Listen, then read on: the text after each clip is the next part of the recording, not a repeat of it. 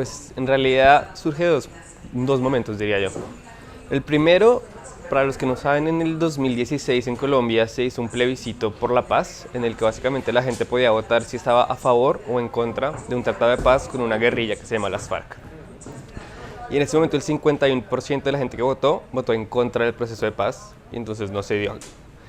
Y desde ahí ya empezó como la idea de explorar en una novela la noción de justicia en el país y un poco el ciclo de venganza de tú me haces daño, yo te hago daño a ti, y sigue el ciclo. De ahí empezó un poco la idea de eso. Y después, al año siguiente, en el 2017, empecé a trabajar en el Centro Nacional de Memoria Histórica, donde me dejaron hacer corrección de estilo a los testimonios de las víctimas del conflicto. Y ya leyendo desde la voz de los verdaderos perjudicados de la guerra en Colombia, empezó toda esta idea de un crimen y cómo se perpetúa más o menos la violencia en Colombia a raíz de una justicia inexistente.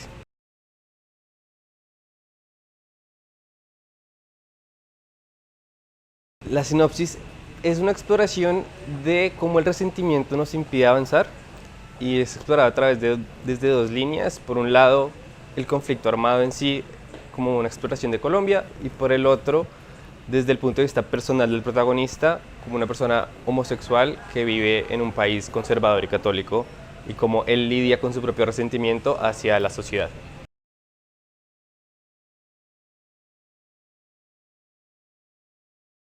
Es una novela policíaca mezclada un poco con un drama familiar, porque es la historia de, bueno, mi protagonista debe resolver un crimen para expiar a su exnovio que está siendo incriminado, pero al mismo tiempo debe lidiar con sus propios problemas personales y su familia, entonces digamos que mezcla un poco ambas partes.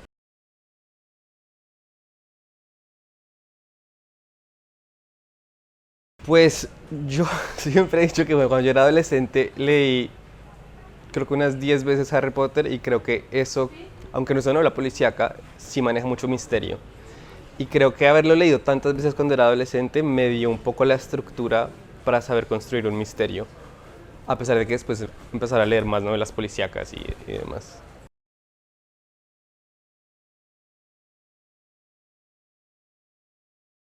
Claro, en realidad ese creo que mi objetivo central era un poco exponer lo que está pasando en Colombia y lo que pasa en Colombia todo el tiempo y por qué digamos que no se puede llegar a ese estado de progreso, porque estamos estancados en un conflicto que no avanza.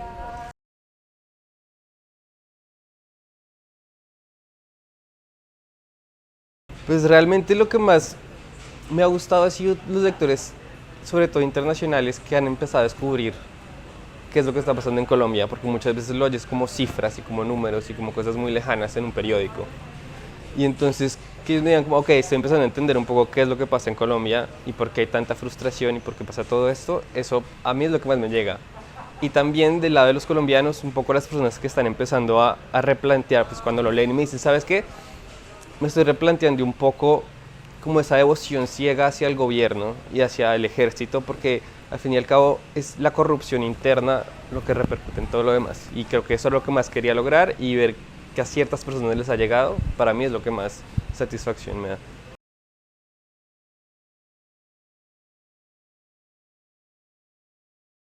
Exacto, exacto. Y creo que, porque realmente creo que fue lo que me pasó a mí cuando trabajé en el Centro Nacional de Memoria Histórica, que yo también lo oía en un noticiero y cuando ya fueron las voces de estas personas, digamos que me revolvió todo por dentro y quise hacer lo mismo un poco.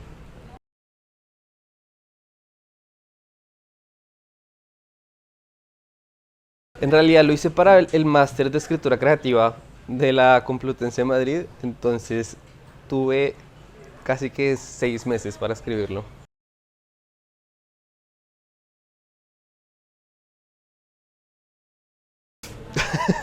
Bastante. Creo que por unas 8 horas al día. Claro, bueno, es que en parte era la construcción de la novela, más que la ejecución en sí. Creo que la ejecución fue más rápido. La construcción fue lo que más tiempo me tomó.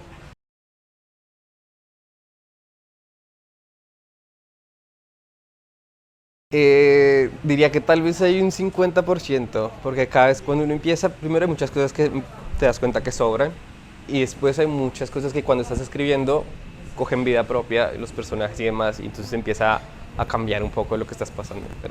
Y los personajes al final casi que tienen vida propia y ellos empiezan a hacer cosas, o sea, suena un poco absurdo, pero empiezan a hacer cosas que yo no, casi que no controlo, por así decirlo.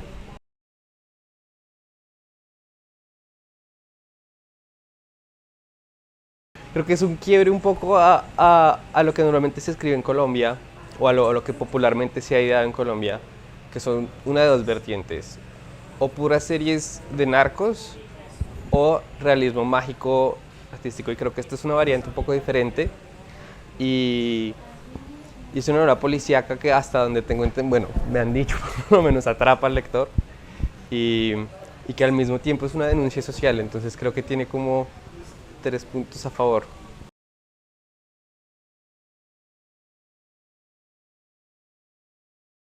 Sí, en realidad el primer libro que escribí es parte de una saga de fantasía épica juvenil. He escrito dos partes y estoy haciendo la tercera en este momento. Se llama Las estrellas de Oframe.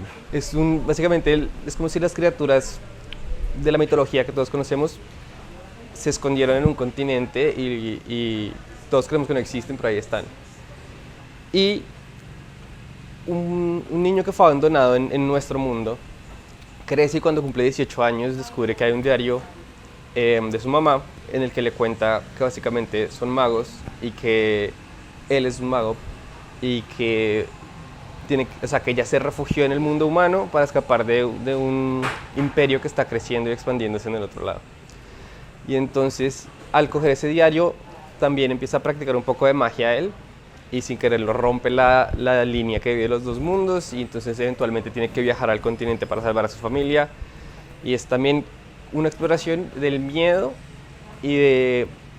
pero el miedo no como una denuncia a lo malo del miedo, sino creo que lo que quiere hacer es rescatar las virtudes del miedo también, y porque yo considero que una valentía como desmedida no es la solución tampoco para un conflicto, pues.